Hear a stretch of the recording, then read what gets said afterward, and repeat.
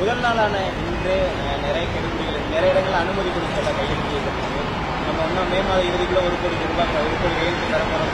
முதல் நாளை கெடுபிடி இருக்கும்போது அதனால ஆச்சரியம் என்னன்னாங்கன்னா, நாங்க ஒரு நாள் வெப்சைட்னுடைய டிராபிக் 25,000 கையெழுத்து எதிர்பார்த்தோம்.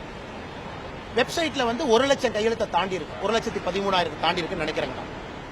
அப்ப என்ன அர்த்தம்னா, மக்கள் இங்க தடுத்தா கூட ஏதோ ஒண்ணு கண்டுபிடிச்சு கையெழுத்து போட போறாங்க. இங்கதான் நீ தடுப்ப.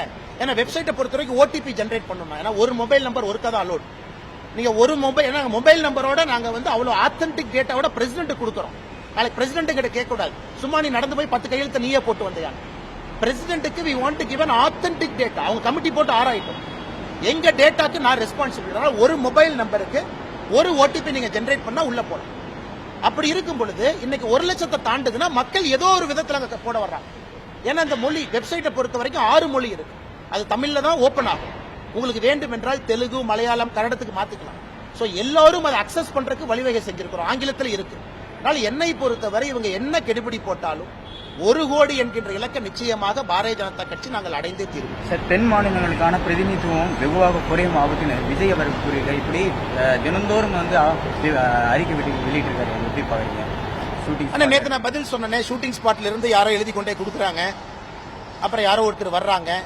அப்புறம் விஜய் கட்சி சார்பா வந்தவர் 543 எம்பின்னு அவருக்கு தெரியல. அவர் ஏதோ ஒரு நம்பரை சொல்றாரு. அப்புறம் பத்திரிகையாளர் நம்பர் நீங்க சொல்றீங்க அண்ணே அது 500 சில்லறை இல்லன்னு, அது 543 சொன்னே. அது விஜய் கட்சி சார்பாக வந்தவர் அப்புறம் 543. இன்னொரு தலைவர் 453 பேசியே முடிச்சிட்டார் 5 நிமிஷம். அவர் பேசி முடிச்சதுக்கு அப்புறம் நீங்க எல்லாம் கூப்பிட்டானே அது 453 இல்லனே 543. நேற்று அனைத்து கட்சி கூட்டத்தில் சில தலைவர்களுக்கு இந்தியால எத்தனை எம்பிக்கள் இருக்காங்கன்னே தெரியல.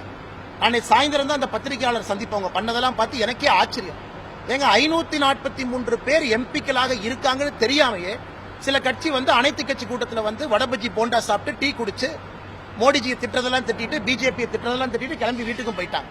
இதான் அனைத்து கட்சி கூட்டத்தினுடைய லட்சணம். இதானுங்க, வேற எப்படிங்க நான் சொல்றது?